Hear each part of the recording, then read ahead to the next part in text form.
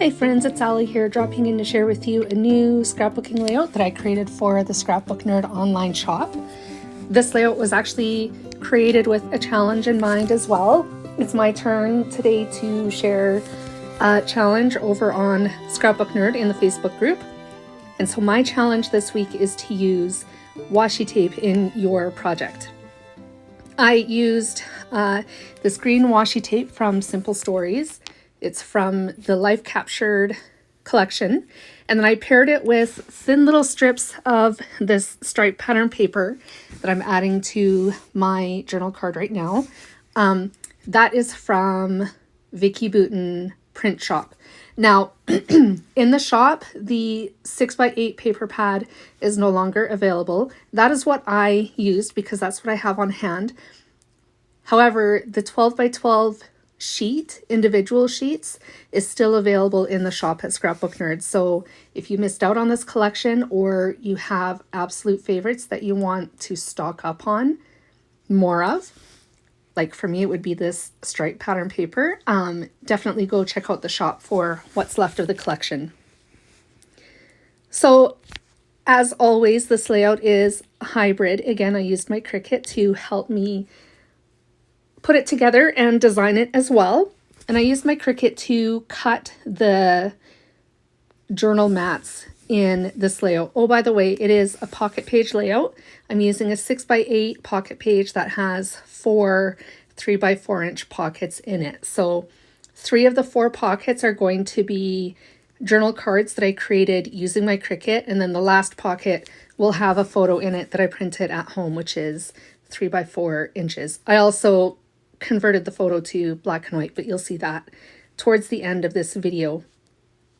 I also used my Cricut to cut my title, which is made. This layout is actually my entry for May's About Last Month. It took me a little while to get around to this layout this month, but I still got it done before June. So, before June was out, I mean. So I'm still ahead, in my opinion.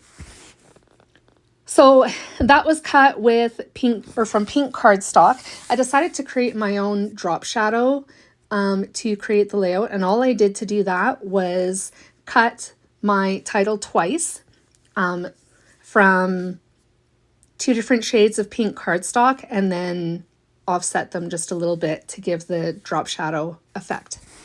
On top of that is a floral embellishment, again, that I created with my Cricut. The main focus on this layout was just using the striped pattern paper and the washi from the 2 collections that I just mentioned a little while ago. I also have a little phrase that I'm adding to my title cluster, which is Yoda Best. Of course, if you are a Star Wars fan at all, you'll know some of the phrases that coincide with May, such as May the 4th be with you and Revenge of the 5th, and then also Yoda Best. And actually May was a fantastic month for us as a family. Some exciting things took place. We had some exciting, much anticipated news come our way in terms of type 1 diabetes, that whole realm and that part of our family that we're pretty excited about. So May really was the best for us. So while I was chattering on, I added a little butterfly and I'm now just giving my layout some glitz and glimmer with a clear shimmer pen. All of the floral images in this layout is going to have a little bit of sparkle on it, mostly or mainly just sticking with the leaves and then the floral buds. I cut out a lot of the process of creating this layout because it's repetitive and it's all the same. I followed all the same steps, but because I started the video off with the one journal mat that already had washi tape on it, I kind of did like a trial run before I started recording so I could just make sense in my head how I wanted things to work out and how they were going to go. So I'm showing you the process of how I attach the washi tape now. And then after that, of course, I followed the same process. So used a little bit of liquid glue to tack my pattern paper strip onto the layout on top of that washi tape, and then add cardstock to the base of my journal card, or I mean pattern paper, sorry, and then add the whole kit and caboodle to the base of that card. So it's all the same process. I'm just cutting off the excess paper that's hanging off on this one. There you can see the journal card is pretty well complete. I'm just going to add a little floral embellishment to the bottom right of this journal card. I'm just using liquid glue to do that.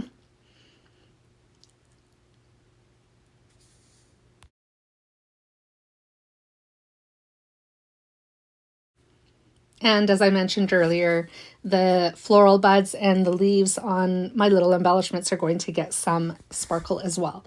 So I'm just using, this pen that I'm using is close to my heart, but I do have Nuvo Aqua Shimmer as well, that I'm actually going to include in the description box down below, so you can find it in the shop if you would like to add glitter to your projects as well.